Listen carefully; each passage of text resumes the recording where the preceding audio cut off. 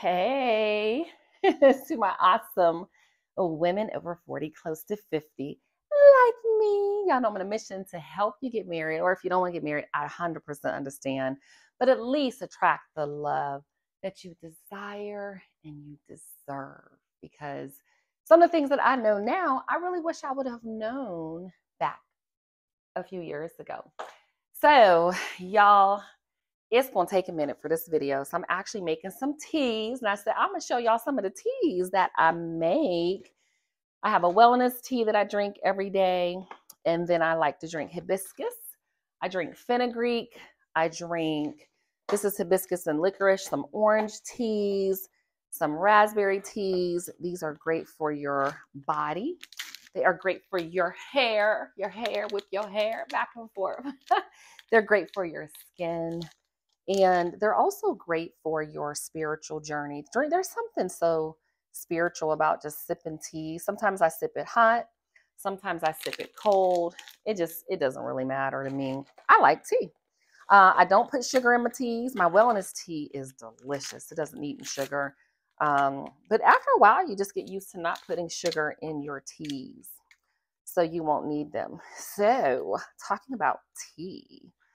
Let's get to the video. So I have some notes today, y'all, because this one's going to be a doozy. Okay. Oh, let me do this. So let me put my teas together. This is just going to take me a second.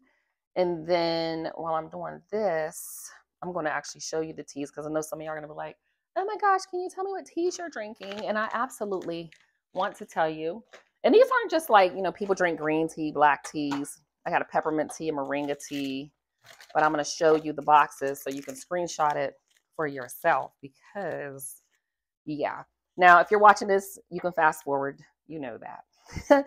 skip 30 seconds, 60 seconds, get into the video, because like I said, it's a lot that I need to share. So I know I'm going to be drinking my teas. And I like to get them ready like this throughout the day, because, again, if I want to heat them up, I don't really like to use the microwave. I've never really liked the microwave. Ever since microwaves came out, like I can remember, it's never really been my thing. I ran out of water, but that's okay. I'll just put some in later. And then I put these little tea toppers. Aren't they cute? Uh-oh.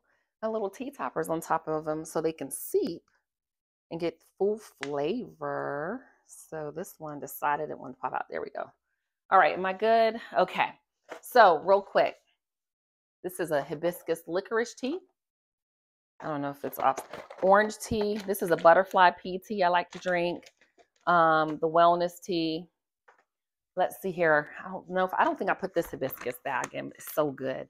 And then a raspberry tea. So again, these are great for your hair, great for your skin, great for your spiritual. When I'm meditating or journaling, I like to just have my teas. Okay, sis, we need to talk. Where's my tea at? This, I wrote down my notes for real. We're going to be here a little bit. The worst mistake you can make when marrying over 40. The worst mistake. And I'm actually going to say this is probably the worst mistake that you can make at any age marrying. Now that I think back on all my marriages, this was the number one mistake that I made in every single marriage. So I'm going to talk about it, and then I'm going to tell you what it is, because I want you to stay for a little bit. So YouTube hack. So before we get into it, I have 3 Post-its full of notes, 4 actually, with this last one. So before we get into it, I'm going down because I don't want to forget anything. Initially, as you are meeting and marrying over 40, again, my messages really are for women over 40, because your younger years, it's different. The rules of engagement are different. Fundamentally, there are some things that are the same, just like with business. Fundamentally, there are things that are the same in business, but I would say, because of the generational gap, there are some things that you would do, in your 20s. You're like, oh, Miss Montina, no, that's not what we would do. So I'm not there. I like to talk in spaces where I actually live and have lived experiences. Okay. So again, if you're younger, I know y'all like to follow Miss Montina, but honey, you need to have a grandma, auntie, mama. I'm Miss Montina. I'm your mentor. But you really need to make sure that you are reading the right books. And this number one thing, though, you better not make this mistake either, especially after watching this video. Okay. So when you're first meeting someone, I met my husband on Match. I met another husband on Twitter. Another one I was just in a restaurant. So I have 3 children with my ex. So you either meet them, you know, outdoors or face to face or something like that, or introductions, or you meet online. Okay, just 2 places, 2 chances to meet. So when you're thinking about dating, okay, my first one, got my pencil here. What does dating look like for you? Now, when you're over 40, again, this who I'm talking to, your life is very different. My life is very, very different. And when I first met my husband, of course, I wasn't dating because I was living my best life, just being a single woman. When I'm single, I'm single. I don't know how y'all be doing these friends and scratch itches. Ew, that's just not. Oh, I can't imagine. But when I'm single, I'm pretty busy with work, maybe some extracurricular activities, going to the gym, things like that. And my husband, when he asked me to go on a date, was kind of like, I was really super busy. And I was like, well, I could maybe do a dessert or this and that. He really wanted to see me. It was a Sunday. He matched with me the Sunday prior. And I was like, no, I don't think he was really for me because he had pictures with young kids, but they were grandkids. Then he matched me the following Sunday. And I was like, I said, oh, I guess you match them. And then he started texting me immediately, like on the app. And I was like, okay. I was walking my dog, and I think he was out golfing at the time, like in a school, like in a park area where he could just practice his driving. So I was busy, and I said my son had a basketball game, and so that Tuesday ended up being our first date at the basketball game. And hindsight is 2020 because it probably should have been our first date. But then he was like, "Where do you want to go eat?" And I'm like, "Well, there's Burger King up the street." So it was a quick, he's like, "Wow, you're a cheap date." So I just didn't want to be late for the game. We talked after the game in the parking lot. It was nice. We had some good conversation, but I don't know that I should have introduced him at that time to my son because my son seen him and was, kind of like, like what's going on? Because I'd never had a man around for like about 5 or 6 years. But what I noticed after that time is we didn't really date. I think we may have gone on 2 dates after that. We went to Jenya, which is actually one of my favorite places to eat. And then we went to like a Chinese spot I used to order food from. And even then they were like, "Oh, she a nice lady. She don't date." I wasn't dating. But fast forward and we don't date. Like it's not something that's a pattern for us. If we go out, it's kind of like me, really pleading with my husband, "Hey, can we go out? Can we go do something?" And I'm kind of bored because he's just happy kind of being around the house or tinkering with things. He's not really, I'll talk about it. He's not as interested in companionship. And he and I have had a conversation where I was like, "Did you want a companion or did you just want me around?" And that's something important for you. Some of you are like, have these ideologies set up already or expectations of men that we're going to go date every single week. And it depends. I do Chicago stepping, which I'll talk about my hobbies. And there's men there every single week. They actually in that kind of community, if y'all in the community, hey, y'all, hey, I can't wait to meet you. But in the community, they go out Thursday, Friday, Saturday, first Thursday, second Thursday, third Thursday, VFW, first Friday parties. Like they go out. Like Heritage Ball was just here. They do it all. So it's not that there aren't men that don't want to date. There are, but make sure you're very clear with the person that you're seeing if dating is a priority for you. At the end of the week on Fridays, I typically would like to do something that y'all know how to, well, on my old channel, my other channel, I have Spark Wisdom. I actually fell asleep in a movie theater, y'all. It was crazy. And they had locked the doors. It's like 2 a.m. I woke up. I was like, oh my God, I'm in the movie theater.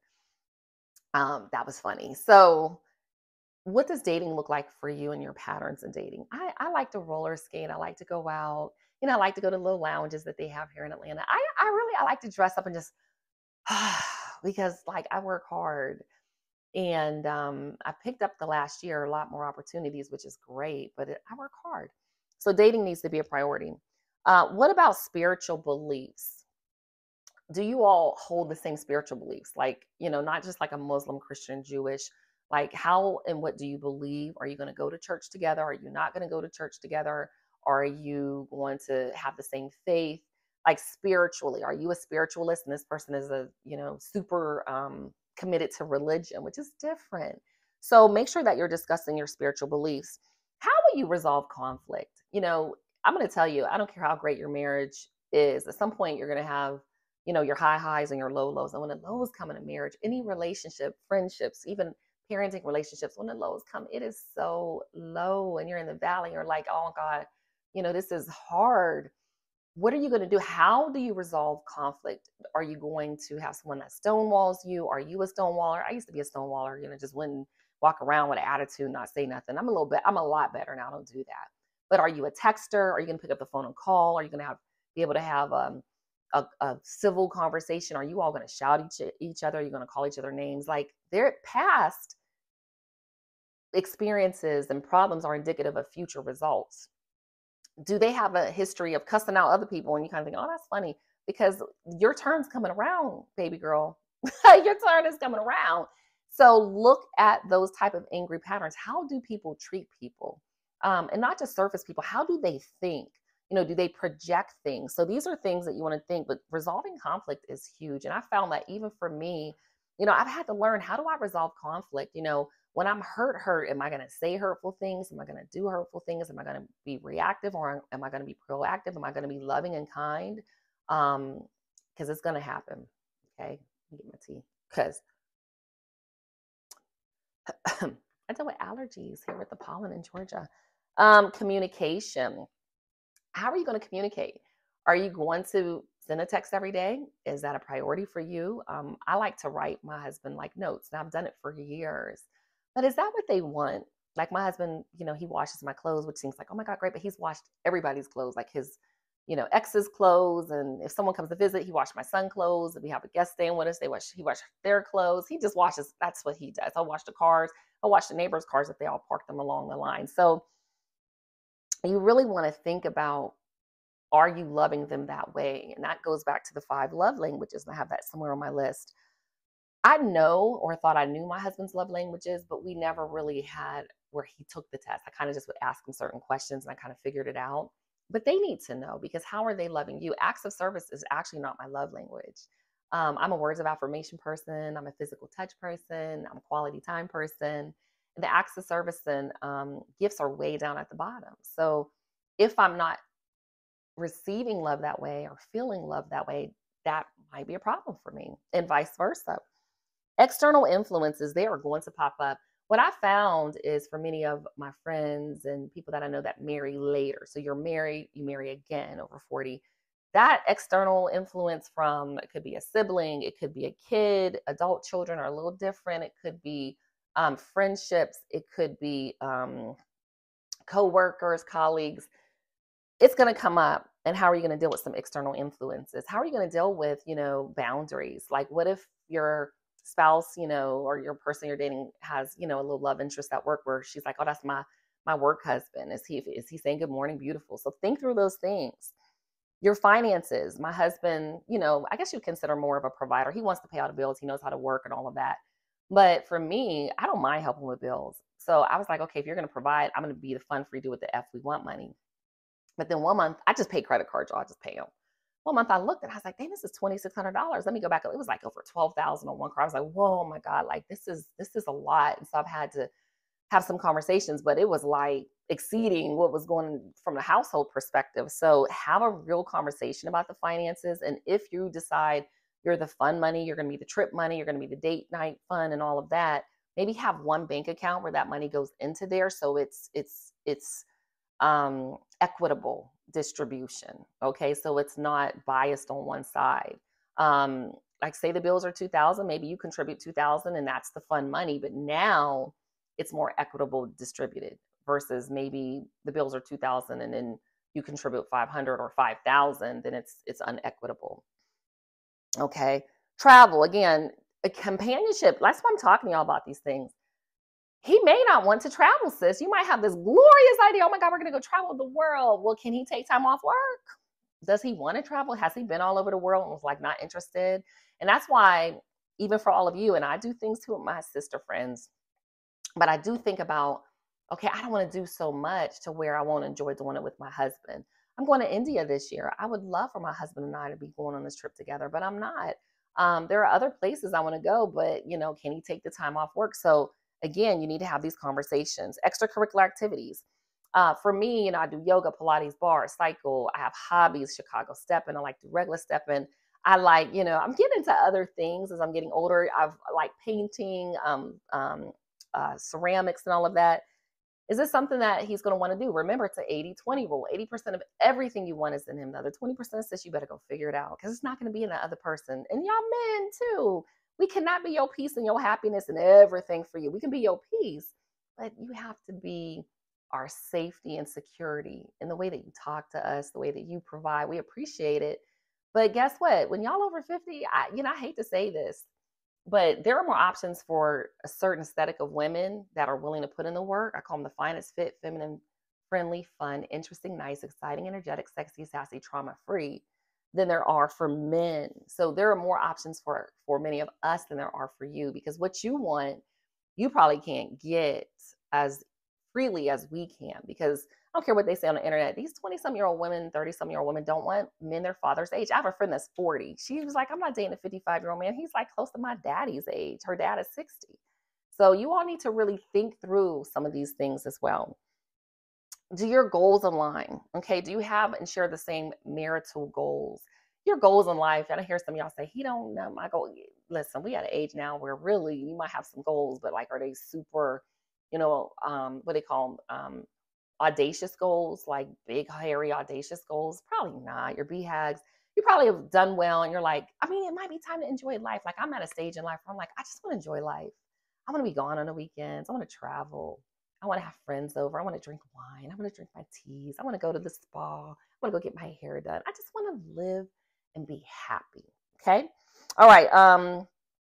This is a big one. And again, I'm getting to it, y'all. Y'all gotta wait to the end. The worst mistake you can make. How are you going to do the home? My husband and I, this has been a huge struggle for us internally, a big struggle, because I moved into his home. He owned the home 2 years prior. Really, well, yeah, because I moved in 2021. And he's always referred to as my home, my this, my that. Everyone that comes here, it's his home. It has been difficult. And when I moved, I had a designer come. Like I had a nice place. I built my house when I was 30 in Florida, sold that one, and I had a place here in Georgia. I had a town, like a really nice luxury, they call it townhome, but it was all right. It was an apartment. It was a really nice area. And Manser was in school, and I was going to buy 25 acres in Florida and move back to Florida. I had never intended on staying in Georgia. Well, I stayed in Georgia, moved to his home, but it's always been his home. And it has just really been a challenge for me. So I want you to think about it like, I know you can be a minimalist, but if he's always talking about his stuff and his home and doing things here, I haven't moved much. The only thing I think that you can tell that I live here is really just the pictures, but I haven't touched any furniture. Like he's particular. So this might be a challenge, and it might be one where you say, I don't want his home, her home. I want our home. And I would strongly suggest maybe you consider an our home instead of his home or her home, because it's just a little different. Cars, same thing. We bought a car together. The cars have our names on them, but but he still drives his truck. I drive my car. So it's not as big of a challenge as it's been to have the home, which is his home, which leaves some things for me, because I've gone to therapy, life coach, and I don't have deal with a lot of traumas and stuff like that from my youth. But some things that have come up have been, if that person gets mad, I'm going to put your shit out my house type thing. You're like, whoa, wait a minute. Like we're married, but you don't want to have those types of conversations. Okay. Exercise, again, do you expect your spouse to exercise and keep a certain aesthetic? And this is men and women. Men, y'all be looking like, come on. Like you want us to be attractive. We want you to be attractive too. Okay. Cause we do. All right. Love's just not enough, y'all. Okay. Just especially as you're older, you don't have any glue. You don't have any kids. You don't have any history. You have no glue to hold you together. So you have to create a very sticky situation, community, friends, hours, scenarios. Like you need to do a lot to build really strong memories to create that stick-to-itiveness that you'll need in that relationship. Your frequency in sex. This is something too you really want to talk about. You want to think about and be honest. Okay, especially y'all men, be honest. If things don't work the way they used to, I mean, you're marrying a person. Don't withhold information. And that goes to medicines and illnesses and things like that. Have some real strong conversations. Have conversations about hygiene. I don't go to bed dirty. I take a shower, put a little perfume, lotion, and all that stuff, putting something cute on every single night. Or say I'm super tired, I fall asleep. I'm falling asleep on the couch, but I'm not getting in the bed dirty. But that's me. Are you messy or clean? Y'all got to be a little messy. Like my husband's super clean and wash all the clothes and put stuff.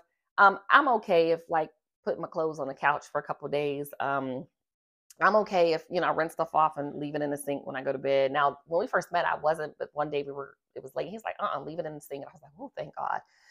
But he doesn't want to use the dishwasher. I used to use a dishwasher and I had a maid. So I've washed more dishes in the last 3 years. I've washed them my whole life. I feel like it. I play her concerts. One thing I learned with my husband, I got us like front row seats almost. Well, not front, 10 seats back, 6 rows back to see Fantasia and Joe. Woo!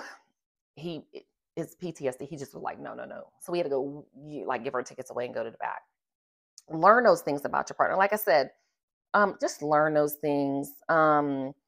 And then this last thing I'm going to leave you with here, and I'm going to tell you the worst mistake is the D word. Once you are over 40, you're attracted and love, you desire and deserve. You're the finest that you can be, and you're kind. And it doesn't take all, the cooking. I don't clean Cardi. I understand why she says that. I'm not a fantastic cook, y'all. I cook pretty well. I can read directions, and there's some signature dishes I have, but I just don't really prefer to. I would love to go grab something. I love to eat a salad. Like I don't eat a whole lot either. Whereas my husband's more of a mean potatoes man. So he actually he likes to cook. But the thing about it is the D word that I'm leaving here is divorce. Don't bring it up. And that's not the mistake either, but don't bring it up. I'm going to tell you guys, once you bring up the D word, the divorce word in your marriage, it is all she wrote. Because in the back of somebody's mind subconsciously, it's going to happen. So just try to create as much stick-to-itiveness as you can. And then I did say hobbies, but I want to go into this one a little bit more. So I picked up Chicago Steppin'. Oh, this is so good. My wellness tea is so good. Oh, it's so good. And you really need a partner. Like, say you guys want to do salsa, Chicago dancing, ballroom dancing, hand dancing, swing. They really do require partners. And what I found was my husband went to an event with me once, but he's like, it's not really his thing. And I'm learning, and it's hard because I want to practice. I want to go to the sets. But and I noticed this, there's some other women there and their husbands don't come, but this is kind of a touchy-feely looking, and I had a partner this last Sunday, he was looking all in my eyes and I avert away. But this is something where feelings can develop very easily if you're not mindful, especially if you got some challenge, you in a valley in your relationship. You really want to talk like, hey, if I pick up a new hobby, are you willing to try it? And we can find things to do together. Like I said, it's glue. You want to create a web that you're just like, that's why people stay together 20 and 30 years. I'm like, oh my God, they're miserable. But they've created such a web.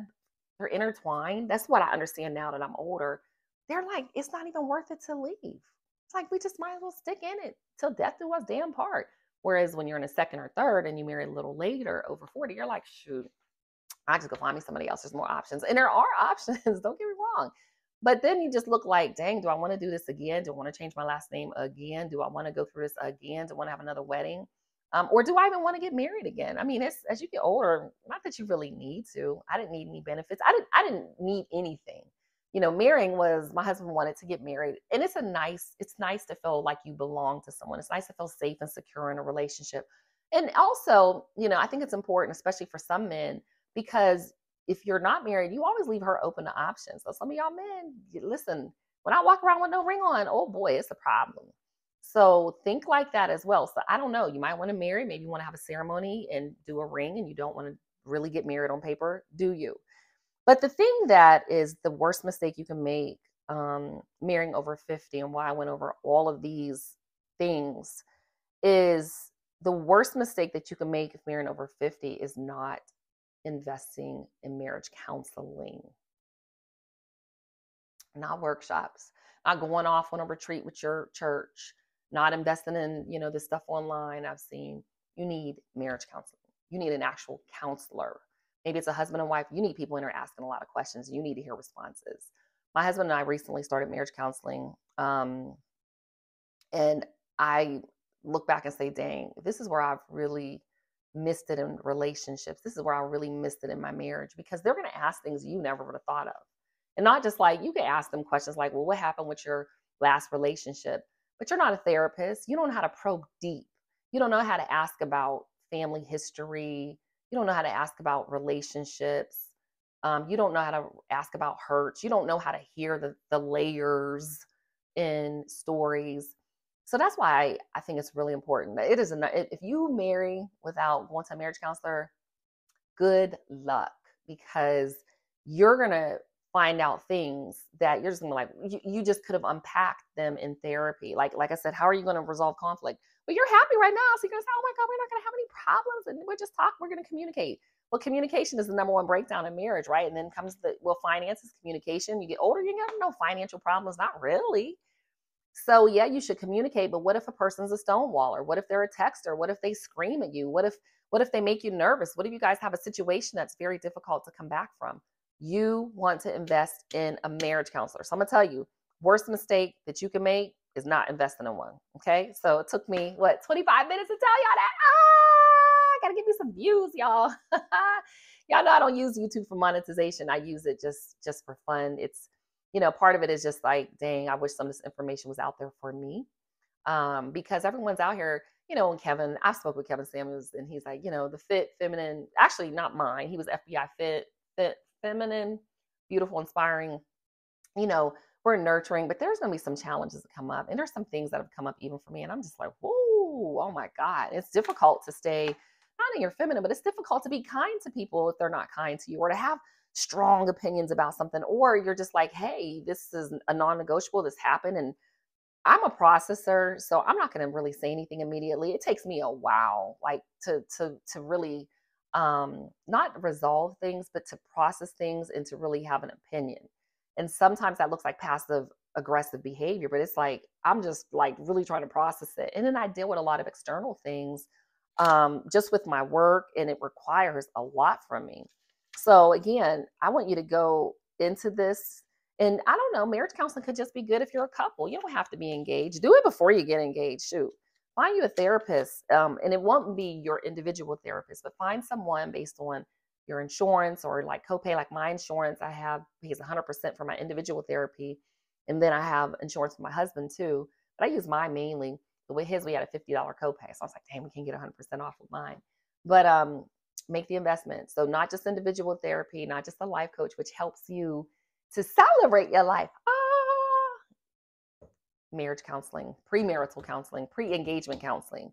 Like now looking back, I'm gonna have relationship counseling if I have to get into another relationship. I'm gonna say, whoa. Okay, this is going someplace. This sounds really good. Oh, you want me to move in? Okay, this and that. You know what?